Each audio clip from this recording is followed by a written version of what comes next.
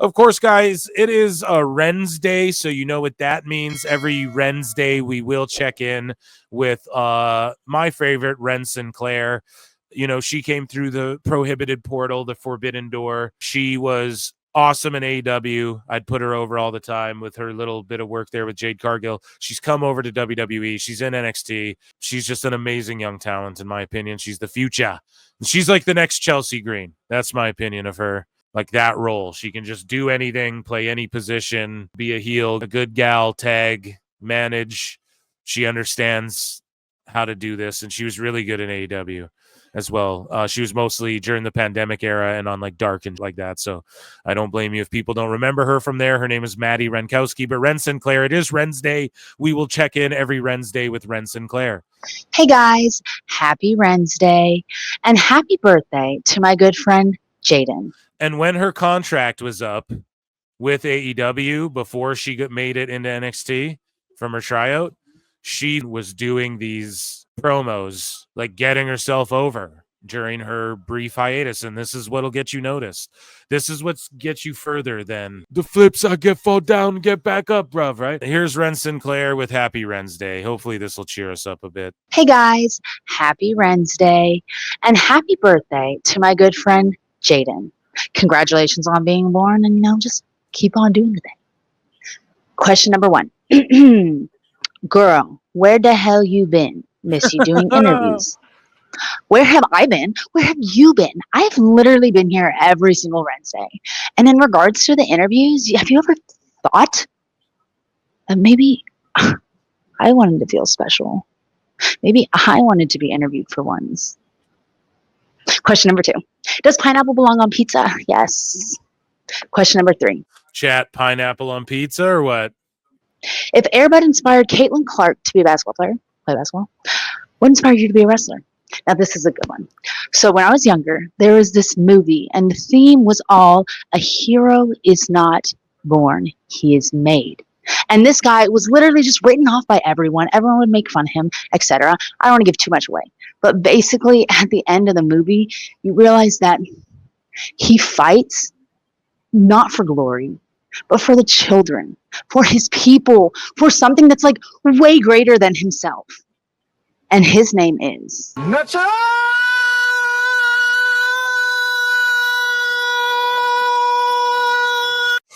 Nacho Libre, dude.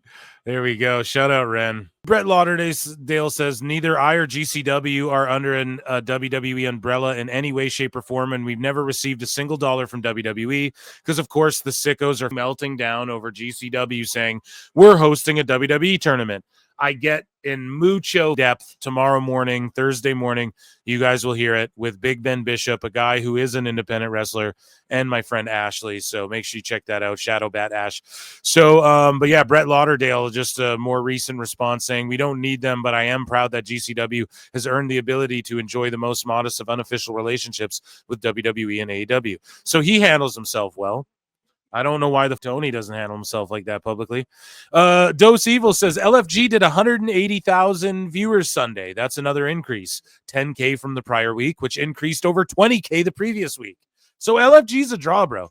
Weird that a new show might increase viewers. I was told that was impossible. So announced, and then after everybody melted down because they're a bunch of pussies, and I'm so sorry, dude. Like, we got roasts now. We can't have comedy roasts anymore. Jesus Christ. But the roast of WrestleMania featuring Tony Hinchcliffe takes place Sunday, April 20th. 420, dude, at in Las Vegas. This is after WrestleMania. It goes down later that night. And, I've said it before on the show. I'm a fan of Kill Tony. I think he's so funny at roasting. He's a huge wrestling fan, so he's the right guy. He wrote for a bunch of the roasts from back in the day that he wasn't on. But at the same time, I'm not the biggest fan of his stand-up as well. Just when he's doing normal stand-up jokes, and I've never been a fan. I watched his one-shot special. I wasn't a fan, and I'm not even knocking him. He's one of the quick wittiest. We're talking about Tony Hinchcliffe, but they went to him, and everyone's like, him, this a roast, roast. It's gonna be so. It's like, what are you talking about, man? The Brady roast was hilarious. I had heard a long time ago, I said it on the show, that The Rock was who they're looking at to possibly get roasted by Netflix next. You know what I'm saying? So Maybe he'll be there. I don't know if he'll be there. I don't know who all is performing on Mania. Do they make it to the roast? Is it all the people who were left off the roast? Or I mean, the Mania that are at the roast primarily. I'm not sure how it's going to work. I know it goes down later in the evening, like quite a while later, enough time for people to change and do a roast and all that sort of shit. It sucks though, because after they announce, yo, it's not going to be televised. And it's like, why, dude? Why won't it be televised? So I hope they put it on YouTube. If they put it behind a paywall, I'll pay for it, WWE. Put it on Netflix. Do something. Don't just waste a roast. Like, there's no point in even doing a roast for the people in the room, in my opinion. Like, yes, there is. I guess, like, it's good for all of them, but no, man, you don't do that. Don't get all those people in one room to take the piss if it's not publicly, in my opinion. And you roast the ones you love. We all love pro wrestling. We got to make fun of shit. If you can't laugh, that's your own problem, ultimately. People say he called Puerto Rico trash or whatever. He made a joke. Just type in there Puerto Rico trash. I saw a clip of Joe Rogan on YouTube. It was like a thing. He's like, he was concerned about the trash crisis. And I'm like, Joe's doing too much to protect this guy. That's how I felt. And then you look it up, but no, that's a real thing. It like affects their economy. And look, and he was just making a joke that no one's topical enough. You all don't pay attention enough to real world problems. So that triggers you. I'm sorry that happened, but don't white knight virtue signal, right? If you're a Puerto Rican person and you're like that, okay. So I'm not going to tell anybody how to feel. And if you are mad at him, be mad at him. But here's the thing. He is just joking. And yes, that's dumb as for any politician to bring any celebrities. There was also people twerking at the other rally, and people are just acting like that's normal too. We live in Looneyville. The world is the craziest place it's ever been. Ever. We live in the weirdest timeline. Yeah, Tony Hinchcliffe just roasts and he just makes jokes, and you have to be able to laugh at yourself at the end of the day. That's what I try to do. I try to just make jokes and make shit fun. You can't take this too seriously. It's wrestling. Stop taking yourselves too seriously. You have to be able to laugh. Tom Brady sat there while people made 700 jokes about people banging his wife and all this stuff. You know what I mean? Or his ex-wife. And he just sat there and laughed. And that's what you do, because I don't know, man. You just have to be able to laugh at yourself and like other people. How do we all have to just tiptoe around? Can't crack jokes? I don't know. Watch Kill Tony. It's a funny ass show. It brings people together more than anything. The most diverse cast of wacky characters ever is on Kill Tony every week. And I literally mean that. Like, there's almost no show that rivals it as far as like a diverse range of, you never know what you're going to get.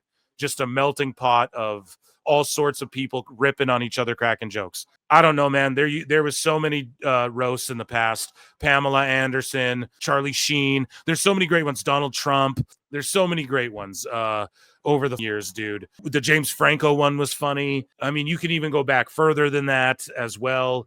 Chevy Chase got roasted. That one was brutal, like really brutal, because he was getting roasted. Like, people who didn't even know him were just all over him and his career and his like drug problems and stuff. Tony Hinchcliffe was going to start a podcast with Ric Flair, but then Ric Flair melted down on Kill Tony and stormed off all drunk. And when Shane Gillis was there and all these guys, right? And he stormed off, and it like ruined their whole podcast that was supposed to come out. So this isn't just like, oh, we're going with this controversial guy to try and trigger people. People are like, oh, MAGA WWE. And meanwhile, you can look, the same sickos don't keep the same energy about AEW and who their owners and shit donate money to. So I don't even get into all that, because I don't give a who you vote for. That's clown. I don't care I don't care what color your skin is. I don't care what God you pray to. That's all lame. What I care about is what's funny's funny, and you have to be able to laugh at all that, because it's so dumb. What color your skin is, who you bang, what God you pray to, all that, it doesn't matter. So let's make fun of it, right? That's my approach. You guys know that from the guests I bring on, the way I try and approach interviews and stuff like that. Anyways, I babbled enough. I hope I prefaced that enough. I hope I covered all the bases there, so as nobody hates me in the comments, someone will, and be like, how dare you even speak on this topic? Because that's what you resort to when there's nothing left to say. But either way, here was the announcement, and then these Triple H, I challenge you to air this. Don't puss out, dude. Don't do it to us fans, dude. Curious your thoughts. WrestleMania is... Air it. Netflix, bro. Netflix. I'll pay extra. Charge 10 for it. I got you. In Vegas this year, Sunday night after the show gets done. It's still kind of early. People are going to want to go see something big. Got any ideas? What if we do a roast? Roast? Who's ready for the best night of their lives? The roast of WrestleMania, featuring Tony Hinchcliffe and friends. Nice shoes. I could go off the rails in a really bad way. Let's do it. And to explain to you guys how objective I am about this, I watch channels like Podcast Cringe that makes fun of Tony Hinchcliffe and calls him a cringe lord all day, and Joe Rogan and these guys. I watch Red Bar Radio, or I listen to it now and again. He literally despises Tony Hinchcliffe. So where there will be like, Tony's not even funny, he just does lame. I'm like, no, dude, he's so good at roasting. His stand-up's not that good, right? Like I don't look up. There's not a lot of his stand-up even out there, because it's not that good, okay, in my opinion, right? And I'm not trying to bury the dude, but his roasting is second to none. Don't be cowards, Triple H, Nick Khan. So Goldberg, he does an interview with Ariel Helwani on the Ariel Helwani show, and he talks about how he wants to get back into the ring, and with his Roman match, he had COVID and all this stuff. So let's hear what Goldberg had to say, because he is getting ready for a return, 1 or 2 more matches. So I had goals to attain at the WWE, but the reality is when we were going head to head, we were kicking their ass. They were kicking our ass. It was back and forth like a big heavyweight fight. And I'm a football player innately, man, and they were the enemy, right? And I still believe at the bottom of my heart, at the end of the day, it's still kind of that way a little bit. So how did that all come about? What? You know, the whole thing with you and Gunther. They call you up. They say, we want to do this. We have a plan. It surely wasn't just like that one-off. No, because I had expressed a number of times that I wanted another match after Roman. Yep. That Vince had promised me another match, because not too many people know this, but I took Nikki Glazer crushed the roast. Hopefully she's a wrestling fan. Get her on. That's what I mean. Let's go. Phil Marks out. We're going to talk all about that. Trust me. Took the Roman match with like a month prior notice, and I had COVID. And, you know, that's not the way to go out. It's surely not the way to go out, and surely not the way to go out in Saudi Arabia, where so many of my fans couldn't be there live to watch the finale, right? So I always, in the bottom of my heart, in my heart, wanted to go out and present myself a little bit more positively than I was able to. I'm the mild understatement guy, but Paul and I spoke, and we came to an agreement that in 2025 I'd have my retirement match. Don't know when it is. Don't know who it's against. So we're all like, oh, Cena's retirement. Dude, it's Cena's, Goldberg's, possibly The Rock's.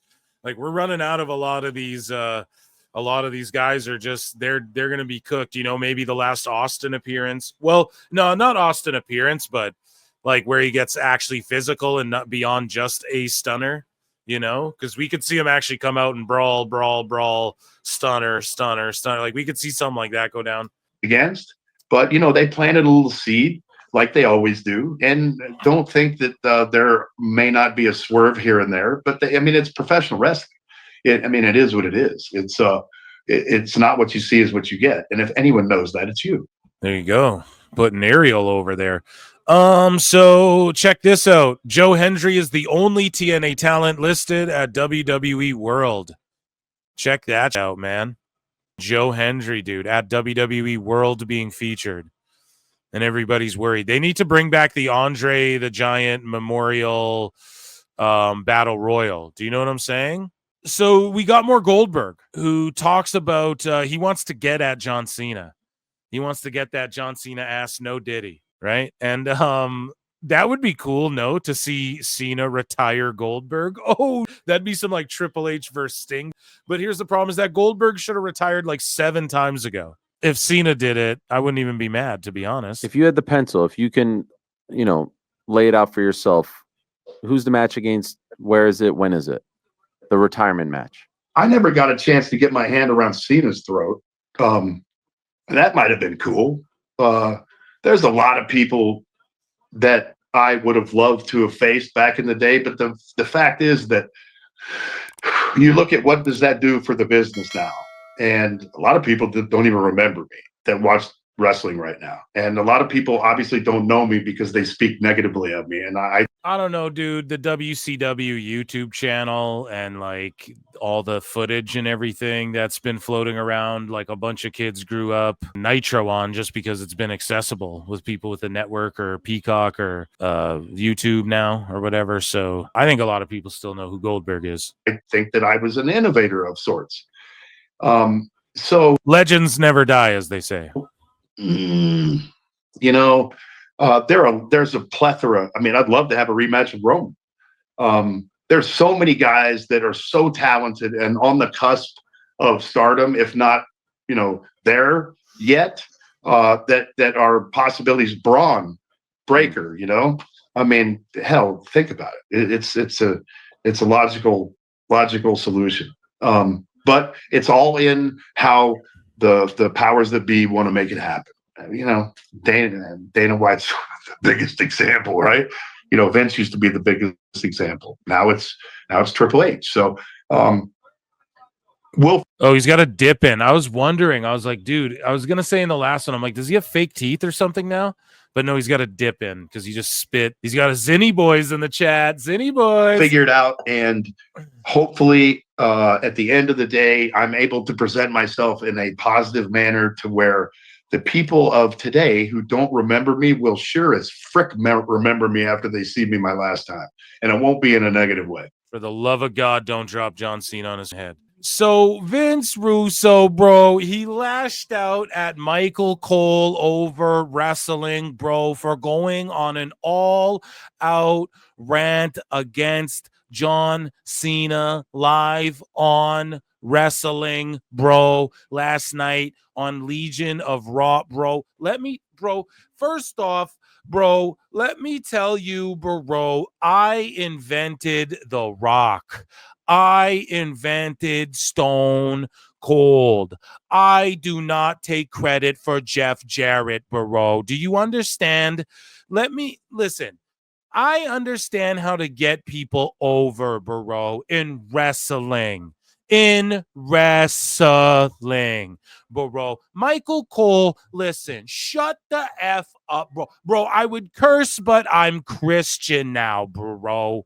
You're supposed to be an announcer, bro. Now you're calling John Cena an irrational prick? Okay. So now the announcers are going to start calling the wrestlers names, bro? I invented Stone Cold. When JR would yell, he's running like a scolded dog, or beat him like a government mule, or he's gonna, what would he say? Get his ass, Austin. Get the son of a bitch. Get the bastard. He would yell that all the time, dude. So Pete Dunne is going to be in Bloodsport alongside Natty Neidhart, dude. She's going to be there too. So yeah, dude, Bloodsport 13. And Josh Barnett tweeted out, he's like, you're never going to believe who I got for Bloodsport. And then I quote tweeted it with a gif of evil Cena. That'd be hilarious. So Conrad, the mortgage guy, is here for it. He's here for PWT when we need him most. Oh, come on now, Eric. And he says, oh, come on now, Twitter world. Oh, come on now, World Wrestling Federation. Hey, I know we counter-programmed your stadium show with the free Saturday night main event and booked a whole tour around your London show. Oh, my God, Conrad, are you being one of those guys? But can we borrow one of your talents for our thing? He's not there. And then Conrad would go, oh, yes, he is. I'll talk to him. Conrad, we know, bro. Here's the problem, right? Sting can license himself and his character anywhere he wants. If tomorrow he said, Tony, I'm going and doing this, would Tony take legal action against Sting, bro? A guy he's fawned over, dreamt about his entire life, like you? No, Conrad, okay? So stop with this. WWE's been tackling Europe. Clash in Paris was brought up, I swear to that was brought up a long time ago on this show. Like, didn't they announce the actual Clash in Paris, then they book a tour? But let us borrow one of your talents. See, some of these podcast dudes, they think that, like, the wrestlers are their talents. Well, I don't want my guys working with you guys. Shut up. I know it defies all logic to even entertain the idea of helping us, but it'd be cool if you did. It defies all logic to even entertain the idea of helping us, but it'd be cool if you did. Well, what does AEW want, Conrad? Why is it always boo-hoo you? Why? What do they want? Why don't they bargain then? You know all about that. Tony would save if he had to save with philmarks.com. Like, what do you mean? Tell Tony to say, sure, we'll give you Sting, but we want to induct, I don't know, Cody Rhodes into our Hall of Fame. I'm just throwing something stupid out there. All you're doing, Conrad, is you're making it tribalist between WWE and AEW when it's not about you or AEW or WWE crybabies. It's not about it. Or Conan. I don't know why Conan's getting dragged. It's not about you, Conrad. Oh, come on now, Eric. Come on now, Eric. Phil. That's not very fair to say it's not all about me and what I want. It's not, Conrad. Do you know who it's about? It's about that man right there who's trying to get his legs to work again. And it's about that man who gave his body to this business, who you're a fan of, aren't you? Okay? It's about him and what he wants and his moment, Conrad. Oh, but just book my... Oh, just because I got StarCast, this is going to... Because WWE won't let any of them on StarCast. Shut the up, man. And then you're just adding to the making it WWE AEW, and then you'll go, hey, listen, I want a healthy AEW. I'm here for it. Chat me up, Eric, about a healthy AEW. The conversation should be about this man right here. His name's Lex fucking Luger. Okay? It's not about you and crybaby Tony Khan and what Meltzer's going to cry about and what the IWC idiots who can't even afford tickets to go to this are crying about, Conrad. Shut up, man. Just a take. I usually don't go this hard on Conrad, but that's just a take. Like, oh, come on. They're going to book around the same time. And can we borrow one of your talents? You mean the guy who retired like a year ago? The guy who said he's retired? You mean that guy who Tony just sells his t-shirts, which WWE could do too? They could just license a deal with him too and sell it if they wanted to. They already have one. So what are you talking about? It's about Lex Luger, boys. Chat me up, Conrad, about how you just made it about AEW, and then you're going to cry about tribalism and how wacky the tribalists are, Eric, and how they don't buy any more Blue Chew. They're all Blue Chewed out. And then our last piece of business here, Conrad, the mortgage guy, responds to Jeff Smith, who says, agreed. Honestly, it feels like the kind of request that would be honored. And then Conrad goes, WWE told Lex he could go to Sting's last match, but not appear on camera. AEW should offer the same in return. What the man? So they said, Lex, you can go to a WWE show. You can't appear on camera. Not, Lex, you can't induct Sting in the Hall of Fame. It's just a big difference in appearing on camera so AEW can pretend, oh, Lex Luger, another guy who would have never wrestled here. Is that right, Taz? The tope con hilo. Luger's like, I did a clothesline. He's like, I can barely do a headlock takeover. What are you talking about, dude? I just lifted guys because I can pick heavy things up. He's like, I just ran and picked things up and I barely bumped.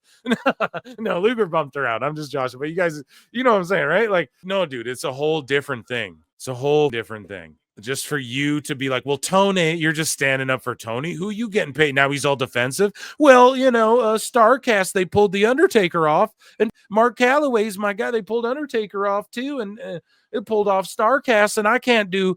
Oh, come on now, Eric. Come on now, Phil Marks. That's not very fair to just make it about Ric Flair's last match, part 3, that I now can't do anymore. The heart attack number 3 in the ring that I'm not allowed to do, even though WWE let them show Undertaker and Mick Foley and everyone at Flair's last match for you, Conrad. And then WWE literally for your last match, they let the cameras show Mick Foley and Undertaker and all these right in the front row. And now you're trying to stand up for Tony. They should do the same thing. Can't appear on camera. Sting can be there, but he can't appear on camera. Or what? Why would you even say this? This is what I mean. This is the tribalist that's like bad for wrestling, not me criticizing AEW because it's a quiet building right now. And this has been a terrible episode of Dynamite. That's not what's toxic and tribalist. What is this type of?